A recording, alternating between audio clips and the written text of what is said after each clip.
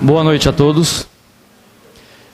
Que a paz do Mestre Jesus esteja em nossos corações por mais essa noite, nos iluminando, para que possamos encontrar nesta casa e através do Evangelho do Mestre Jesus, as palavras consoladoras e necessárias para as nossas vidas.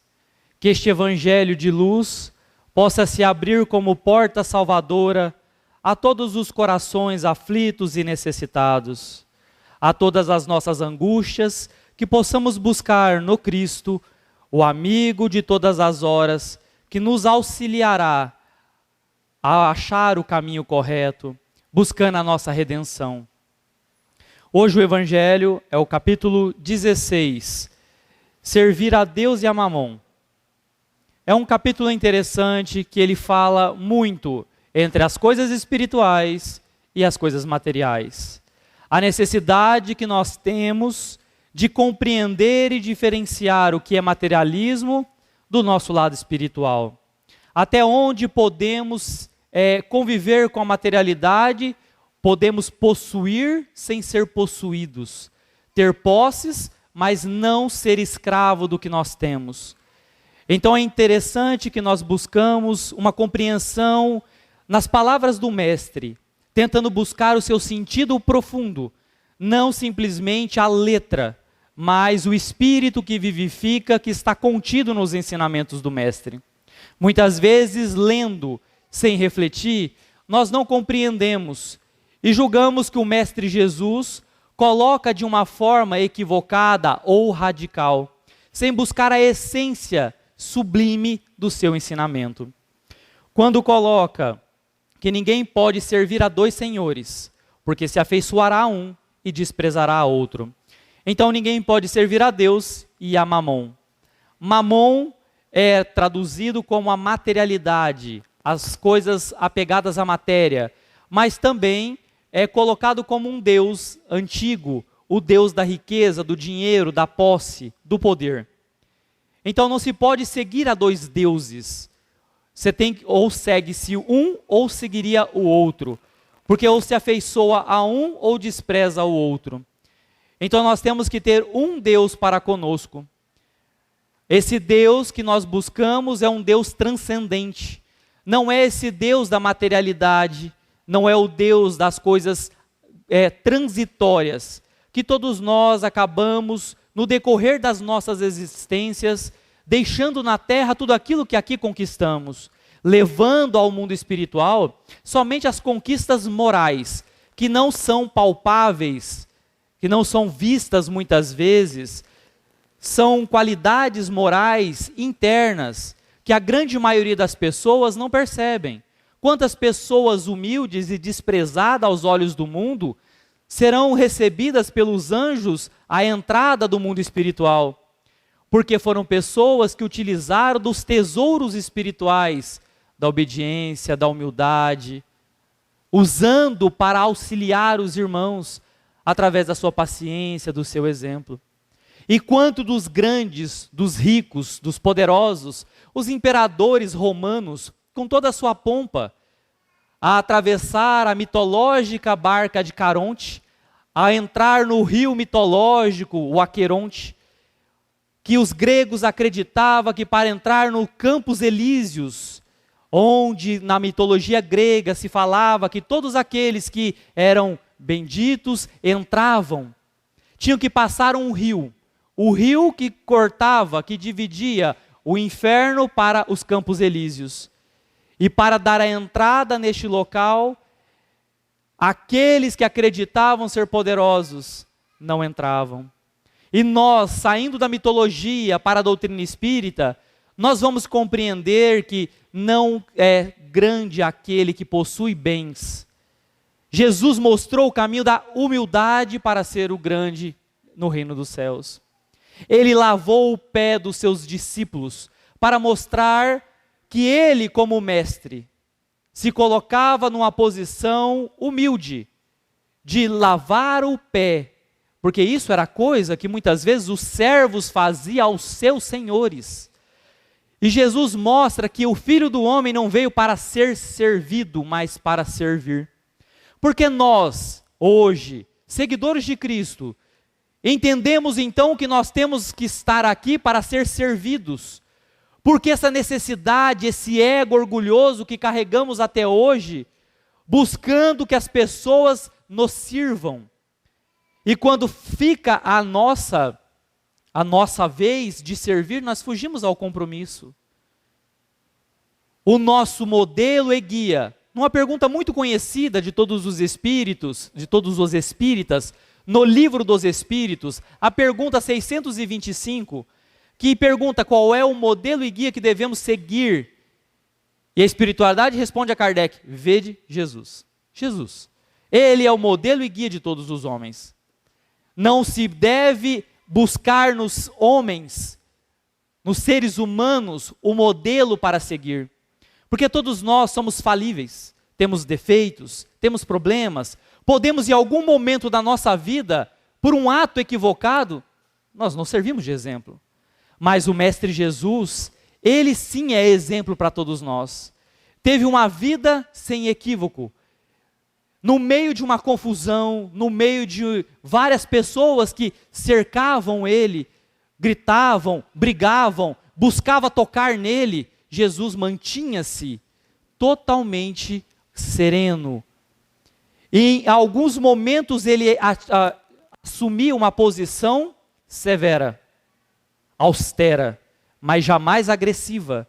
Jamais humilhava ou ofendia ou machucava com as suas palavras. As suas palavras eram conscientes e fazia com que todos buscassem na sua consciência o despertar das coisas acertadas.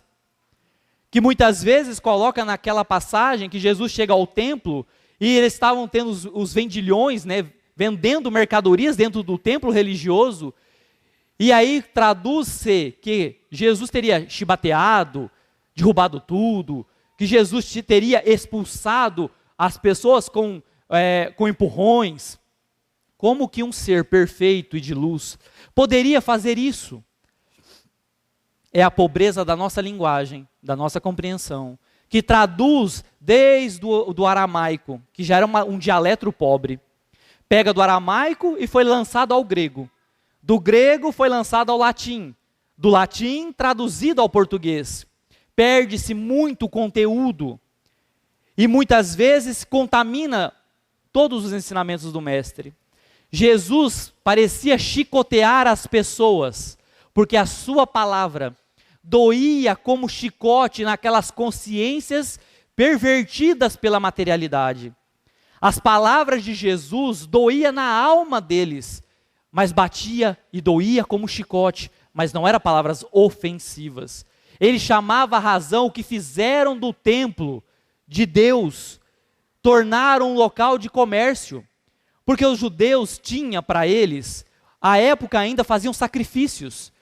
Quando você tinha um grande delito, matava-se um animal grande, de grande porte, para o seu grande delito. E quando se era pecados pequenos, matavam pequenos animais. Então eles comercializavam dentro do templo a fé alheia, iludindo as pessoas que se comprasse e sacrificasse, estaria perdoado os pecados. Jesus então chama essas pessoas à razão, e a sua palavra doía nas suas consciências. Então este ser de luz trouxe a todos nós o entendimento necessário para as suas parábolas. Nós vamos lembrar de uma passagem que é colocada pela dona Amélia Rodrigues, espírito que psicografa por Divaldo Pereira Franco.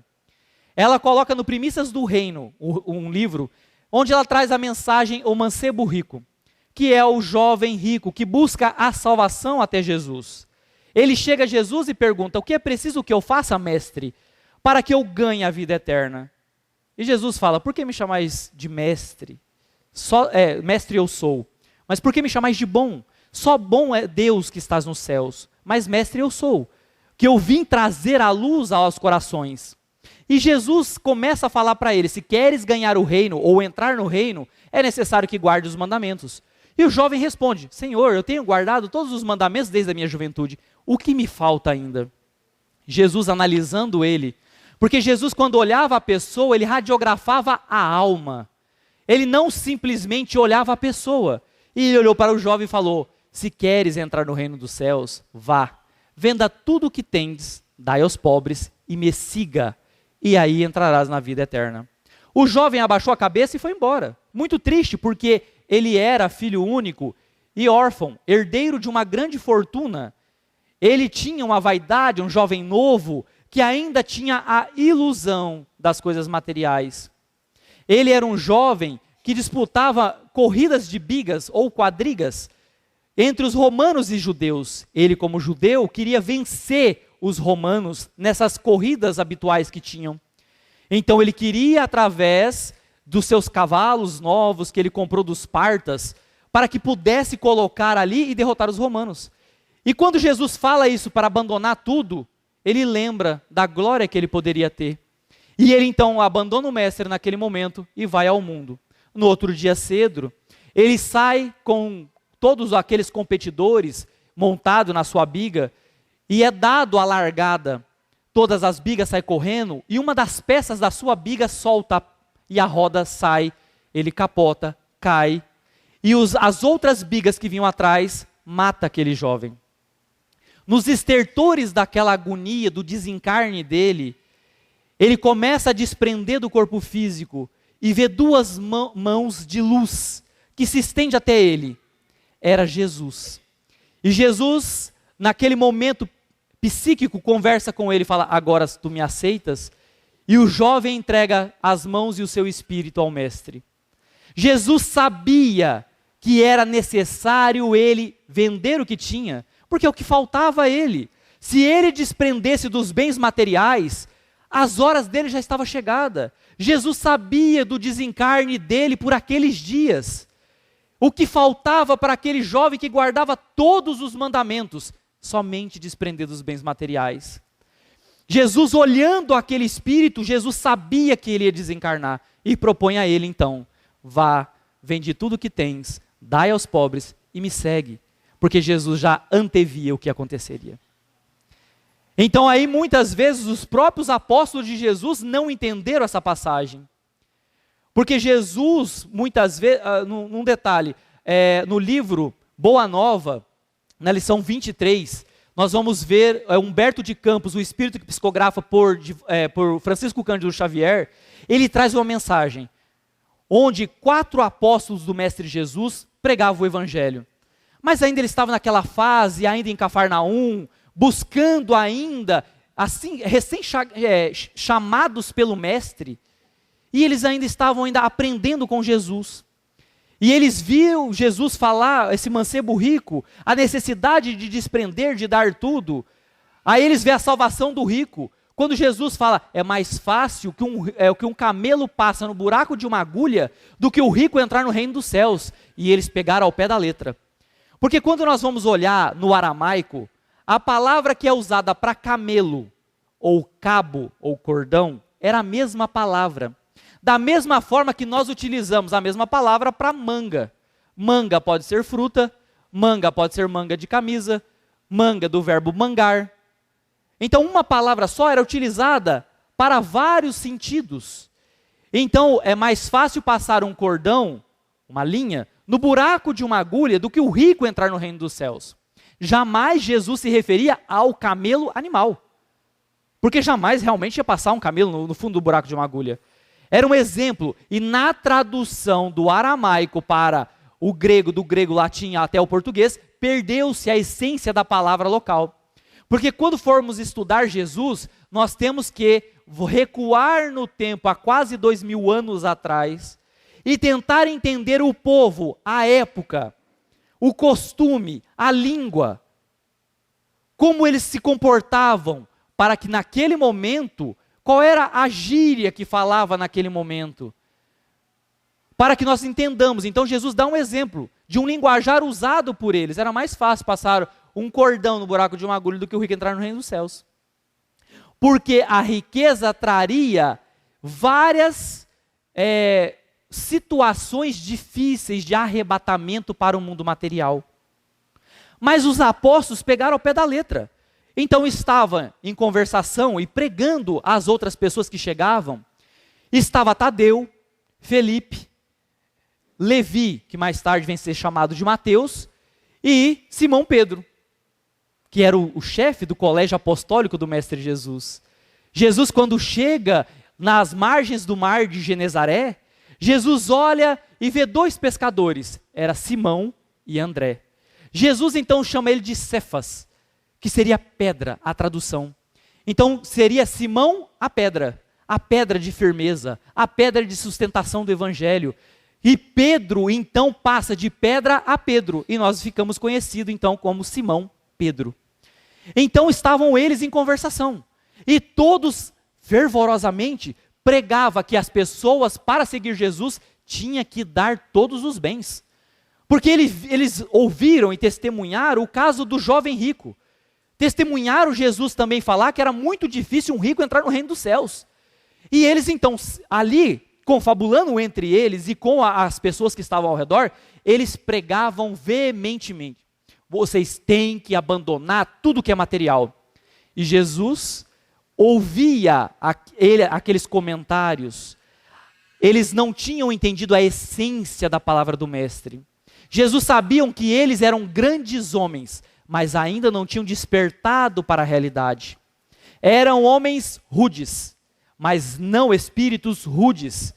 Eram espíritos elevados, fechados dentro de uma crisálida, de um casulo, como uma borboleta, que ao tempo certo romperia essa crisálida e sairiam aqueles espíritos em compreensão, iluminados com uma visão espiritual sobre a material. Então nós começamos a observar, através disso, que Jesus sabia. Ele foi lá, ele pegou Judas. Judas era o único que não era galileu.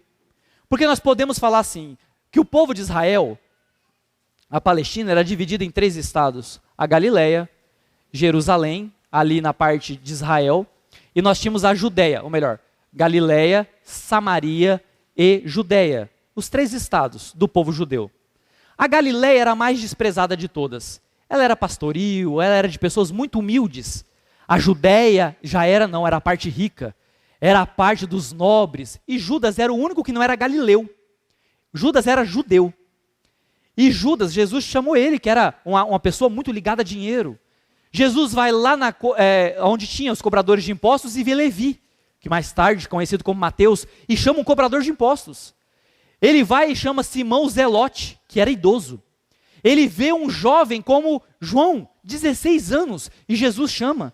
Ele pega pescadores rudes. Ele tinha tudo para falir o seu colégio apostólico. Porque eram pessoas totalmente diferentes. Eram pessoas que falavam, tinham vidas diferentes, pensavam diferente, falavam de forma diferente da vida.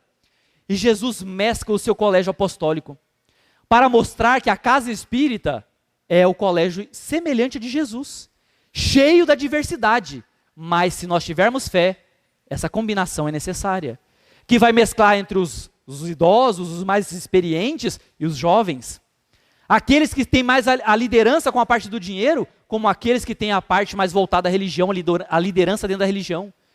E Jesus então começa a selecionar aos seus apóstolos.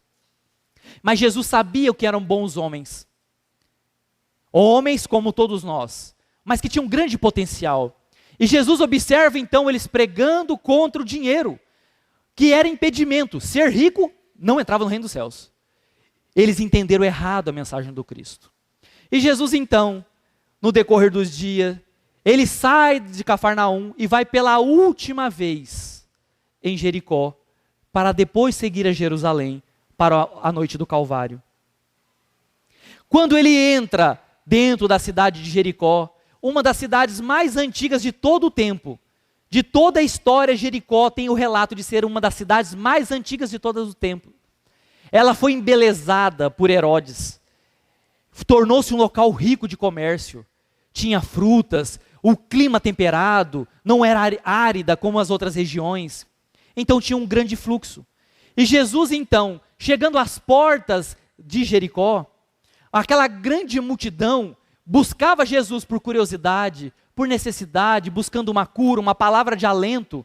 Jesus expulsava os demônios, os espíritos negativos, inferiores, sofredores, que manipulavam as pessoas, que através das suas obsessões ou subjugações, tomava as faculdades, o livre-arbítrio das pessoas, subjugando-as. Jesus curava os cegos, os moucos, os aleijados. Era uma multidão que buscava Jesus. E existia em Jericó um homem publicano, um cobrador de imposto, rico, chamado Zaqueu. Zaqueu era um homem bom, porém a busca pela materialidade fez com que ele enriquecesse às custas do sofrimento dos seus irmãos judeus. E Zaqueu então busca Jesus. Ele queria conhecer. Ele não tinha amigos, porque ele era odiado pelos judeus. Como que o povo judeu poderia amar aquele que cobrava imposto deles mesmos? Então, ele era odiado. Pela autoridade romana, ele era usado. E era odiado pelo seu povo. Ele não tinha amigos. E ele ouviu falar de Jesus, que era amigo de todos. Jesus era amigo das mulheres equivocadas, as mulheres de má vida, as pessoas que roubavam e depois se arrependiam, buscavam, leprosos, cegos. Ele era amigo de todos. E Zaqueu falava, será que ele pode ser meu amigo? Será que ele pode me aceitar? E ele então segue, correndo também, perdendo até a dignidade, a postura de um publicano, correndo às portas de Jericó para ver Jesus. Só que ele era um homem baixo. Ele jamais conseguiria chegar e ver Jesus, porque a multidão não deixava. Então ele teve uma ideia. Se Jesus vai passar por aqui, eu vou antecipar, vou subir num sicomoro, que era uma árvore, uma figueira. Ele sobe uma figueira, sabendo que Jesus passaria por ali. E ele fala, quando ele passar, eu quero vê-lo. E Jesus passa por ali. Quando Jesus chega, olha para o alto da árvore e vê Zaqueu. E fala, Zaqueu, apresses, desças dessa árvore, esta noite eu cearei em sua casa. Era como se o corpo dele, o espírito dele queimasse. A emoção tomou conta. Segundo Humberto de Campos, ele desce e abraça Jesus. E sai correndo. E os apóstolos, que acreditavam que a riqueza era extremamente proibida, não entendem. Como que Jesus vai jantar na casa deste homem que é rico, cobrador de imposto? E começou a pensar. E Jesus captava os pensamentos. E ele, com calma, sabia que na hora certa, ele daria o seu ensinamento. E chegaram, sentaram, cearam. Toda a comitiva de Jesus se alimentou na casa de Zaqueu. E Zaqueu começa a contar. Mestre, sou publicano, mas não sou feliz. Eu prometo a ti, Senhor, se eu prejudiquei alguém, pagarei 4 vezes mais. Dividirei tudo o que eu tenho, os bens que eu tenho, e darei aos pobres. Mas antes, Senhor, eu coloquei o meu dinheiro para fazer plantações, criações, para empregar pessoas. E Jesus olha e começa a falar, bem-aventurados sois vós, que usa da riqueza ao auxílio dos necessitados. E aí ele pede licença, Zaqueu vai preparar a ceia mais farta, e os apóstolos já chegaram perto de Jesus, falaram, mas Jesus, eu não estou entendendo, como que o Senhor pode nos trazer para a casa de um homem que é publicano? Ele é rico, é um homem que tem dinheiro, e como o Senhor pregava? E eles não entendiam. E Jesus começa a falar, bem-aventurado é ele, porque utilizou a da riqueza em prol dos necessitados. O que é mais válido? Que todos sejam miseráveis? Se todos que têm dinheiro doem o que têm, todos serão miseráveis. E quem auxiliará os miseráveis de amanhã? Então é necessário que haja os ricos e os pobres, para que os ricos sejam bons para com os irmãos necessitados, para que eles revertam o seu dinheiro para os necessitados. E aí eles entenderam a essência da palavra do Mestre. Jesus falava que a riqueza, quando ela é utilizada de forma errada, para proveito próprio, para ganância, para a nossa luxúria, para o nosso materialismo, ela se torna negativa. Mas eu posso utilizar da riqueza para mim? Pode. Eu posso ter conforto? Claro. Mas eu não posso ser avarento ou egoísta de pensar que só eu existo nas noites frias de inverno. Esquecendo que dentro da minha casa confortável e com alimento, lá fora não existem irmãos necessitados. Nós temos a necessidade de uns auxiliar os outros. Cada um tem a sua forma de auxiliar. Mas então a riqueza é uma missão? É uma missão. Como a pobreza também se torna uma missão. E ninguém é rico, está rico. Nesta encarnação, nós podemos ter dinheiro. Na próxima, não. Então, nas multiplicidade das existências, na roda de Sansara das reencarnações, nós estamos hoje passando no decorrer dos anos, dos séculos, experienciando momentos de riqueza, de pobreza, para que nós possamos buscar em nós a necessidade da evolução. Ninguém evoluiria somente na pobreza ou somente na riqueza. Há necessidade desse intercâmbio. Mas se hoje eu estou em uma condição financeira confortável, eu tenho por obrigação moral para com meus irmãos auxiliar. Não é dar o que eu tenho, mas auxiliar. Vamos entender o dízimo, que é o dar de si, que nós, todos nós, temos que doar de nós, dar de nós, que aí foi traduzido no dízimo. Porque lá nas tribos de Israel, as 12 tribos que formaram Israel, tinha uma tribo, a tribo de Levi, que ficou responsável por cuidar do templo. Então eles não tinham como trabalhar. Então as 11 tribos doavam alimentos e vestimentos àquela família que cuidava do templo. Só porque eles não tinham como trabalhar, porque eles viviam para o templo. Então criou-se o dízimo. E as pessoas interpretaram materialmente. E o dar de si é algo muito mais amplo do que algo monetário.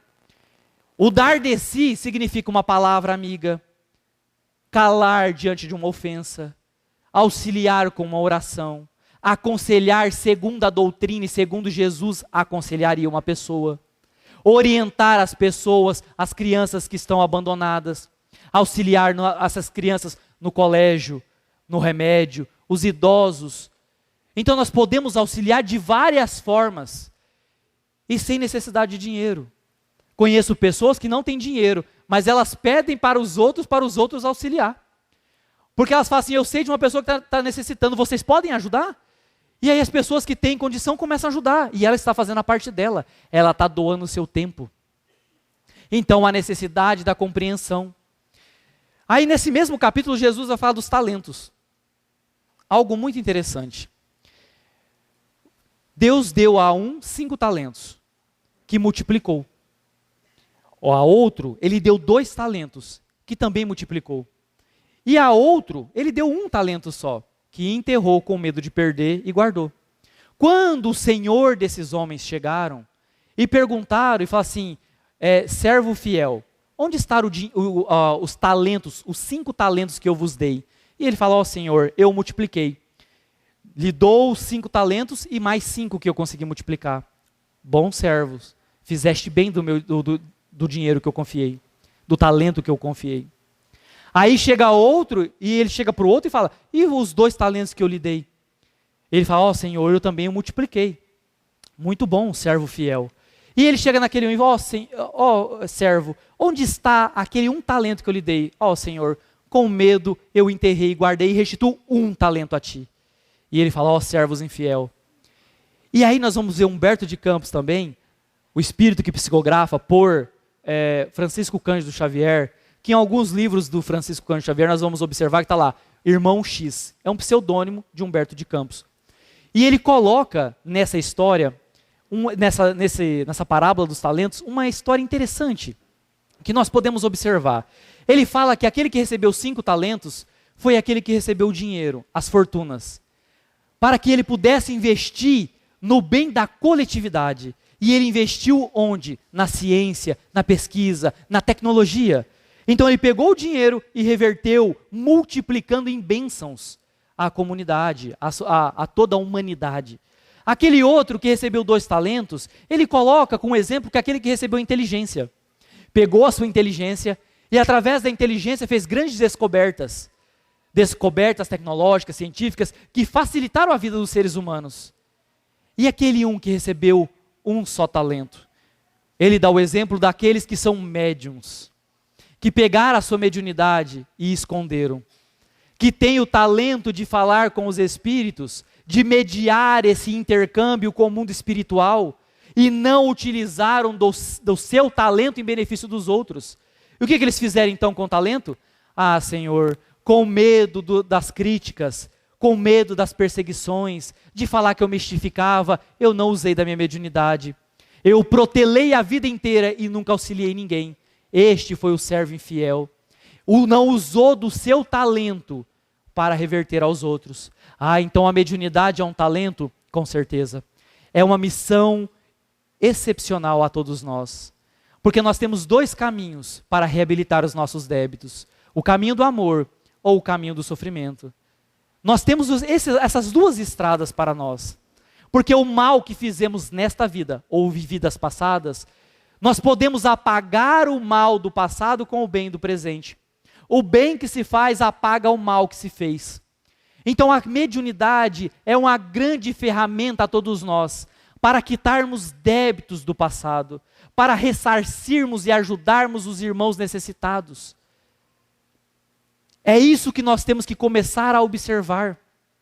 Os caminhos da nossa vida. Qual o caminho que eu quero percorrer? Também Jesus tem uma passagem lá no Novo Testamento que fala o caminho de Emaús e o caminho de Damasco. São duas estradas a serem percorridas. Qual das estradas nós queremos?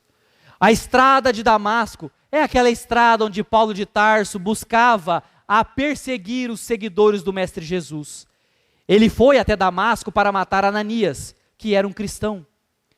E quando ele chega, Jesus aparece para ele em espírito. Jesus já tinha desencarnado. E aparece em espírito para ele. E a luz do Mestre o cega momentaneamente. Mas por que Jesus cegou ele? Por que permitiu que ele ficasse cego? Foi Jesus que quis? Foi uma proposta do Mestre. Nós vamos observar que Paulo de Tarso, antes da conversão, Saulo de Tarso, após a conversão, Paulo de Tarso. Ele era um homem que buscava felicidade. Só que ele era um homem rico, jovem, bonito, inteligente. Ele teve os melhores professores. Ele conseguiu ser ali, porque todos os grandes filósofos gregos saíram da Grécia por perseguição e de Alexandria e mudaram para Tarso, a cidade onde ele foi criado. E ele teve ainda um dos maiores rabinos como professor, que foi Gamaliel, que o orientou. Então ele, na lei mosaica, ele era um doutor da lei. Ele tinha tudo e não tinha felicidade. Ele vivia buscando fora a felicidade dele. Ele conquistou tudo que um jovem poderia ter. Dinheiro, fama, poder, inteligência, cultura, ele tinha tudo e não era feliz. E ele sentia magoado porque ele olhava para os cristãos e eles eram felizes e não tinham nada. Como que aqueles pobres poderiam ser felizes e ele não era? Quando Jesus aparece para ele, ele fica cego. Por 3 dias. Por 3 dias ele deixou de ver o mundo exterior. Por 3 dias ele viveu vendo o mundo interior. Ele começou a buscar e entender a felicidade de um ponto de vista diferente. Que a felicidade não estava no ter, estava no ser. Era algo interior, era uma condição de espírito. E ele então começa a sua reforma, até que Ananias vai, a pedido do mestre, até ele para tirar a escama-véu que cobria os seus olhos, e ele volta a enxergar. Dali, Paulo de Tarso se torna um dos maiores pilares do cristianismo primitivo. Esta é a estrada de Damasco. E a estrada de Emaús? Emaús era uma cidade próxima a Jerusalém. Quando Jesus morreu crucificado, os apóstolos e os seus seguidores não compreenderam muito bem, porque eles achavam que Jesus ia ser o libertador pela espada. E Jesus era o libertador pelo amor. Porque ainda eles tinham aquela ideia, porque tinha as profecias de Davi, que Davi falava que o Messias era guerreiro, que libertaria pela espada. Então eles estavam esperando um guerreiro. Mas também nós vamos ver que em Levi também falava que Jesus era aquele homem de amor, que o Messias era alguém amoroso, que libertaria por exemplos elevados, não pela espada. Quando Jesus vai à cruz, e naquele momento da sua crucificação, ele olha ao alto e fala: Senhor, Senhor, por que me abandonaste? E muitas pessoas falam: Jesus fraquejou naquele momento. Mas na verdade não. Jesus naquele momento estava respondendo aos seus apóstolos e discípulos que estavam de longe, de perto, seguindo e ouvindo ele. Porque Jesus captou a invigilância dos seus apóstolos, que falou: será que ele mesmo era o Messias? Porque ele morreu. O Messias ia libertar Israel do jugo romano. Nós íamos ser uma pátria livre. Então, será que ele é realmente? E Jesus fala o trecho de um salmo: Senhor, Senhor, por que me abandonaste? E eles então entendem que o salmo que falava era o salmo que falava do Messias, do amor, que libertaria pelo exemplo e não pela guerra, não pela espada. E eles então, Jesus dá uma resposta através de um salmo a eles. Não é que Jesus fraquejara. Jesus respondia à indagação deles e eles entenderam quando ele recitou o início do salmo. E dali em diante eles ganharam isso. Mas alguns dos seus discípulos foram embora. Lá no Novo Testamento cita só um, eram dois, mas cita só o nome de um, Cleófas. Eles estavam fugindo de Jerusalém por medo da perseguição. E eles iam comentando. E nisso aparece um homem andarilho junto a eles, que começa a andar com eles no caminho de Emaús. E este homem vai seguindo com eles, e ele pergunta: por que estão tão tristes? E ele fala: você não sabe? Não, não sei. O que aconteceu? Mataram o nosso Messias, um homem bom, um homem justo. E nós, por medo da perseguição, estamos fugindo de Jerusalém. E este homem vai com ele, começa a falar das coisas de espírito, de uma profundidade muito grande. E eles olham para o homem e não reconhecem. Quando eles sentam para cear, o homem cata o pão e parte, como Jesus fazia. E deixa que eles veem Jesus. Jesus se mostra na sua essência. E eles veem Jesus. E eles entendem que Jesus, então, teria voltado dos mortos, como era a promessa. E eles voltam correndo para Jerusalém, para contar aos outros seguidores do Mestre, que Jesus voltara como tinha prometido. Qual o caminho nós vamos seguir para a nossa vida? O caminho de Damasco, que é a porta da nossa redenção, ou o caminho de Emaús, que é a fuga de Jesus? O que nós estamos fazendo da nossa vida? Qual a proposta que nós temos para a nossa vida? Qual o caminho que nós desejamos ter? Nós conhecemos o Mestre. Não é fácil aceitar todos os seus ensinamentos pela nossa fragilidade moral, mas não tem outro caminho a percorrer. É necessário que nós buscamos o Mestre Jesus, que Ele é o caminho da porta da salvação e da nossa redenção. Ele é aquele que veio apaziguar os corações enfermos. Pessoas saudáveis e belas são infelizes muitas vezes. Têm dinheiro e fortuna, poder, status e continuam infelizes. Porque ainda falta algo dentro deles, que nada que é de fora, como Paulo de Tarso, que tinha tudo, mas não tinha nada que era por dentro. Era vazio, porque o essencial à sua vida não era nada palpável, era algo do Espírito.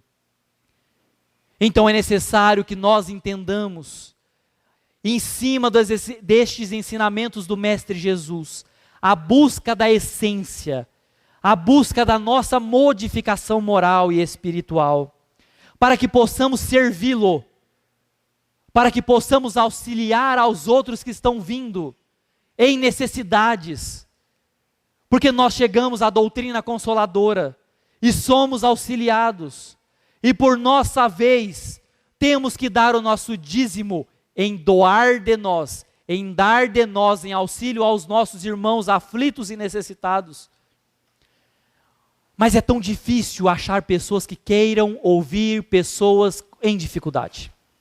Você tem amigos quando você está bem, porque quando você passa por problema, a grande maioria vai embora. E quem é aquele que nunca nos abandona? Jesus. Vamos lembrar de Simão Pedro, quando ele estava em Roma. Jesus já tinha morrido e começou as perseguições em Roma. Foi declarada a perseguição e ele, por medo, tenta fugir de Roma. E ele está indo embora pelo caminho de Roma, pela Via Ápia, e eis que vem Jesus, e ele vê Jesus. Aquele foco de luz que desce, e Jesus vem caminhando, rápido, com os passos rápidos, e passa por Simão Pedro, e Pedro fala: mestre, aonde vais? E ele responde: vou cuidar das ovelhas, Pedro, que você acaba de abandonar. E Simão toma um choque, e o medo da perseguição cai por terra, e volta correndo para Roma, para auxiliar os irmãos. Porque então nós vamos fugir do trabalho do mestre? Ele só nos pediu que nós apacentássemos as suas ovelhas. Ele só pediu que nós guiássemos os irmãos em necessidade, que nós servíssemos de ombro amigo àqueles que vêm buscar a casa. Porque esta casa, como todas as outras casas religiosas, é exemplo da casa de caminho fundada por Pedro em Jerusalém. Aquela casa primitiva do início de todos os cristãos, que tem como pedra fundamental o auxílio aos irmãos necessitados. E nós temos que desenvolver a fraternidade, para que possamos acolher os irmãos que aqui buscam, os irmãos que nos buscam fora da casa espírita, porque o espírita não é espírita só dentro da casa, ele também é espírita lá fora, no trabalho, na família, na vivência. Eu sempre gosto de citar uma frase de Francisco de Assis: pregai o evangelho, se preciso usai palavras, porque ele pede a nós que pregamos o evangelho de Jesus pelo exemplo. As palavras são vãs, as palavras podem ser vazias, mas os exemplos são verdadeiros. Então vamos ser servos do mestre, vamos nos despertar como Paulo despertou, parar de olhar e buscar as conquistas de fora e buscar as conquistas de dentro. Como Joana de Ângeles, o espírito que psicografa por Divaldo Pereira Franco, ela nos fala: essa ansiedade, essa necessidade, essa saudade que nós temos, que não sabemos do que, é a falta de Jesus dentro de nós. É Jesus nos chamando, é Jesus buscando nós da zona de conforto. Eu tenho tudo, mas não sou feliz ainda, porque tudo que tenho não me vale nada, porque tudo que tenho é perecível, porque tudo que tenho ficará na terra. Mas se eu busco o Mestre Jesus, eu ganharei a fortuna para a minha alma, essa fortuna que nem a traça, nem o tempo, nem a ferrugem vai corroer. É o maior tesouro, porque na soma das minhas existências, das nossas existências, nós somos a soma do que podemos levar. E o que podemos levar é o nosso aprendizado, é a palavra do Senhor Jesus, que tem que despertar em nossos corações, para que nós possamos ser servos dele, utilizando do verdadeiro rótulo de ser cristão, de poder auxiliar os irmãos que chegam, que são vários, que baterão às nossas portas, necessitando de consolo e de auxílio. Então sejamos também aqueles que transcenderam a materialidade, entendendo que a necessidade da riqueza na terra, porque a riqueza nos torna o desenvolvimento da sociedade e de toda a coletividade. Sem a riqueza, acabaria a sociedade em nada. Todos nós não teríamos ciência, não teríamos indústria, seríamos um monte de miseráveis. Então há necessidade, mas aquele dotado pelo dinheiro também tem que compreender a essência de auxiliar os irmãos necessitados. E aqueles que são pobres, entendam a necessidade da resignação. Todas as nossas dificuldades não são eternas. É necessário que muitas vezes nós soframos aqui na terra, para que o nosso espírito saia deste casulo e transcenda ao plano espiritual com luz, renovado, burilado. Muitas vezes, para forjar o aço, necessita de altas temperaturas e pancadas vigorosas. E nós estamos sendo forjados pela vida, nós estamos sendo burilados e aperfeiçoados pelas dificuldades. Jamais peça a Deus: Senhor, livrai-me da dificuldade, porque é ela que nos torna homens e mulheres mais fortes. Peça a Deus: Senhor, me fortaleça na dificuldade, me dê sabedoria diante da dificuldade, para que eu possa ter lucidez, para que diante dos meus problemas eu não esqueça o seu evangelho, para que eu possa te testemunhar, Jesus, diante das minhas enfermidades, diante dos meus problemas emocionais e materiais, para que eu seja, Senhor Jesus, um exemplo vivo dos seus ensinamentos, no exemplo dos cristãos primitivos que seguiam a sua palavra, que eram perseguidos, crucificados, levados às feras, aos círculos romanos e não titubeavam em testemunhar a sua fé, para que eu seja grande, Senhor Jesus, para que eu possa, na hora da dificuldade, ser fortalecido e iluminado, para que as minhas decisões e a minha perseverança seja iluminada por Ti e a Sua espiritualidade. Que Jesus possa habitar dentro dos nossos corações, para que possamos seguir a cada dia mais as Suas palavras edificantes. Que Ele seja a bússola, que mostre os passos ao norte que devemos seguir, porque nas noites tempestuosas da dificuldade, que nós nos achamos sozinhos, no silêncio do nosso coração, nós possamos encontrar Jesus, o nosso amigo de todas as horas. Que as Suas palavras edificantes e doces toquem os nossos corações, para que nós possamos alçar, que nós possamos passar pelas dificuldades e vencê-las, e olhar para trás nesta encarnação, ou seja, na desencarnação, e possamos olhar e falar: eu venci as minhas provações, porque eu creio em Ti, Senhor Jesus, porque eu me entreguei a Ti, basta que desenvolvemos a nossa fé a Ele. Então busquemos em nós, como guerreiros antigos de vidas passadas, como legionários romanos, que não temíamos a espada do nosso adversário, dávamos ao nosso corpo a batalha, que nós possamos incorporar esses guerreiros para enfrentar os nossos defeitos. Hoje o círculo romano mora dentro de nós, os nossos inimigos moram dentro de nós, é o orgulho, o egoísmo, a vaidade, a prepotência e a arrogância, são eles que destroem a nossa vida, que infelicita a vida dos nossos semelhantes que moram perto de nós. Que possamos então, como guerreiros antigos, lutar contra nós mesmos, que possamos nos aperfeiçoar os nossos corações, para que possamos falar que depois que eu conheci o Cristo, a minha vida modificou, porque depois que o Cristo mora em mim, eu sou um motivo de orgulho para a doutrina, que eu posso seguir a doutrina e mostrar pelos meus exemplos. Ah, mas é tão difícil, é tão fácil falar, mas não é impossível.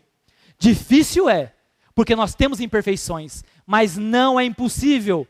Se fosse impossível, Jesus saberia que nós não teríamos condições, mas a cada um de nós é dado a oportunidade de desenvolver as virtudes que nós necessitamos. É impossível acreditarmos que nós seremos humildes nesta encarnação. Eu vou atingir o máximo da humildade nesta encarnação. É impossível. Quando que eu atingirei a perfeição? Daqui milhares de reencarnações. E para ser perfeito, eu tenho que atingir a humildade, como outras virtudes também. Então a humildade é um processo que nós iniciamos lá antes do Cristo. E estamos desenvolvendo a cada dia. Servir Jesus e desenvolver todas as virtudes não começou nesta vida não. Começou há séculos passados e demorará milhares de reencarnações, talvez, para a frente, para adquirirmos a perfeição. De acordo com cada um individualmente. Uns mais perseverantes do que outros. Ah, por que Francisco Cândido Xavier conseguiu ser aquele médium? Porque ele escolheu aceitar a renúncia. Ele escolheu ser verdadeiramente um cristão. Ele se calava nas ofensas. O que ele tinha, ele doava. Ele já não necessitava. Ele escolheu os caminhos necessários para aquilo e ele alcançou. Então, cada um de nós, de acordo com as nossas forças, busquem Jesus. Para que possamos ser melhores a cada dia. Para que a cada dia nosso nós sejamos um novo homem. Para que eu seja hoje melhor do que eu fui ontem. E amanhã melhor do que eu fui hoje. Que o nosso Senhor Jesus Cristo possa abençoar e iluminar os nossos corações. Que possa nos abençoar ao retorno aos nossos lares. Para que nós possamos buscar o estudo do Mestre. Para que conhecendo Ele, nós possamos nos libertar das nossas ignorâncias. Muita paz a todos.